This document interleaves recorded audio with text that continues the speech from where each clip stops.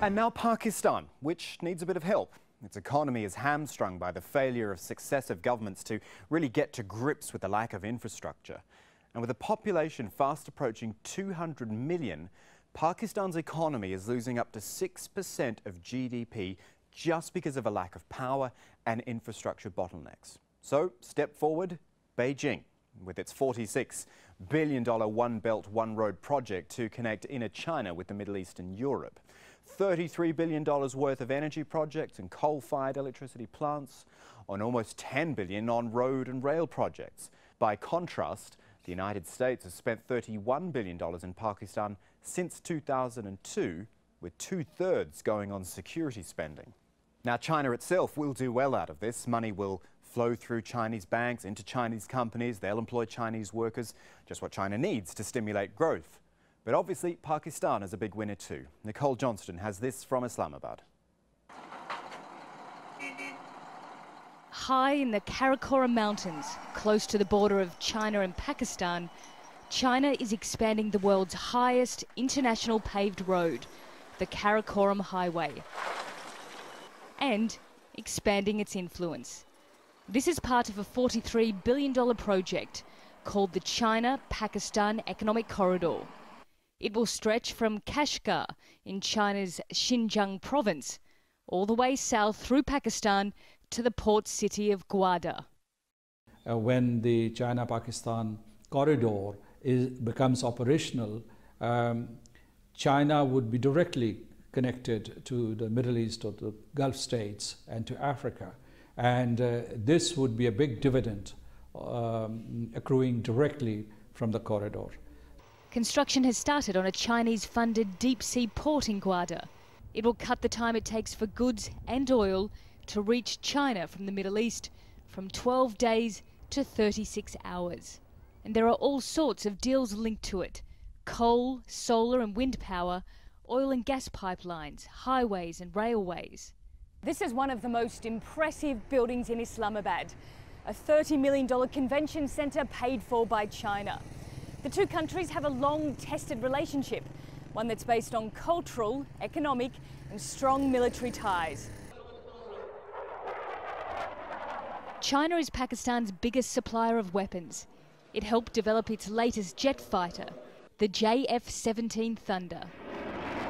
Pakistan is a country that has been plagued by problems from all around. Unless we rise on our own feet, we really cannot depend on others. China has been far more trustworthy, is a much more reliable friend of Pakistan, and I think that is known universally. The China-Pakistan Economic Corridor revives the old Silk Road traders used centuries ago. A nod to the past, while developing new industries for the future.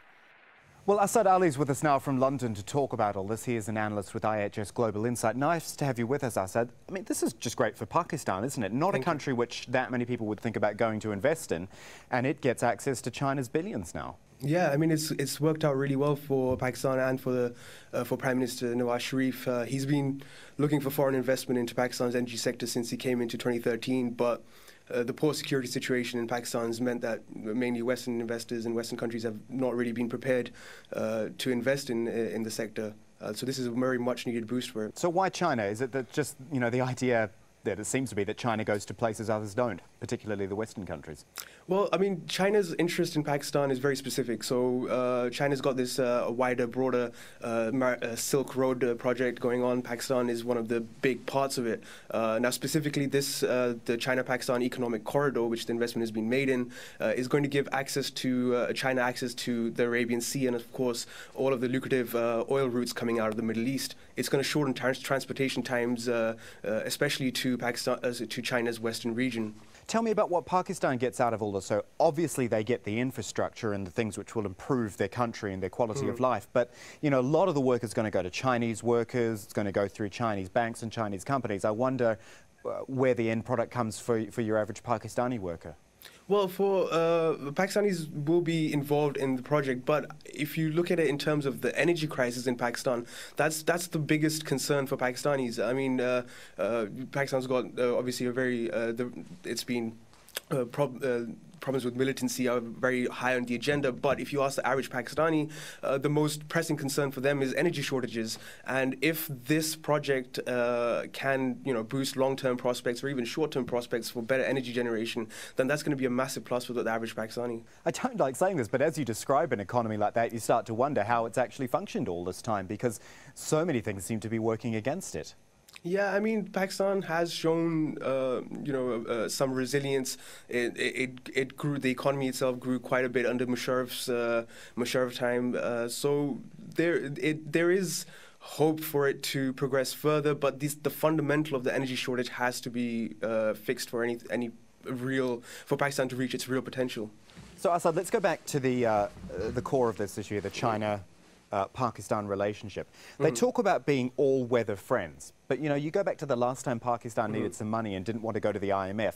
China didn't exactly have the handout. I wonder how strong their bond is, or is it just something that suits what China wants to do now and what Pakistan needs now?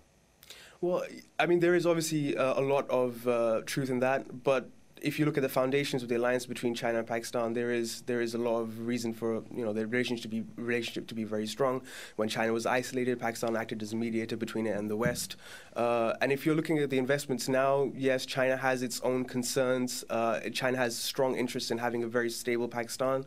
China has its own Islamist militancy in its western region, and obviously helping Pakistan will hopefully stop any support that Pakistani militants have in supporting the militants in China. But on the other hand, bringing prosperity to the Western regions is a big part of the Chinese leadership's plans in trying to quell the insurgency there as well. What about the other relationships Pakistan has? So China has it all. Other relationships Pakistan has, for example, the United States. That is a contentious one at best. But the US has pumped about $30 billion into Pakistan. Where did that money go? Was that mostly military spending? Or? So yeah, that was predominantly military spending. More recently, America has tried to target their aid towards more commercial and civilian government ventures, but predominantly the aid has been towards the military. Now, the difference between what the Americans have done in the past and what the Chinese are doing now is that these investments are very specific. They're being made specifically towards the infrastructure and energy sectors.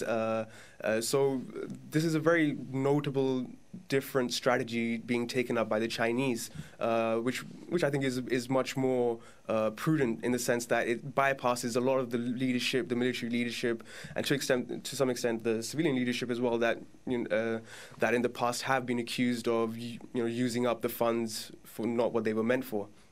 Asad Ali talking Pakistan with us this week on Counting the Cost. Asad, thank you for your time. Thank you very much.